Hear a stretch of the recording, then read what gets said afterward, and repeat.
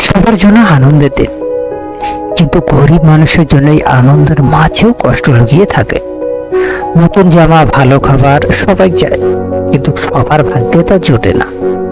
ঈদের দিনেও অনেক বাবা মা আছে তাদের সন্তানের মুখে হাসি ফোটাতে পারে না। অনেকের ঘরে ভালো খাবারও রান্না হয় না। কিন্তু ঈদ শুধু খাওয়া পড়ার নাম নয়, এটি ভালোবাসা ও দয়া দেখানোর দিন। যদি আমরা সবাই একটু করে সাহায্যের হাত বাড়াই, তাহলে অনেকের ঈদ সত্যিকারের খুশির ঈদ হয়ে উঠবে। যেখানে সম্ভব সাহায্য করুন, কারো মুখে হাসি ফোটানোর চেষ্টা করুন। ঈদ হোক সবার জন্য আনন্দের। ঈদ মোবারক। গরিব ধনী সবার জন্য সুখের ঈদ হোক। সকলে সুস্থ থাকবেন, ভালো থাকবেন। ভিডিওটি ভালো লাগলে অবশ্যই লাইক করুন, শেয়ার করে আমাদেরকে জানিয়ে দেবেন।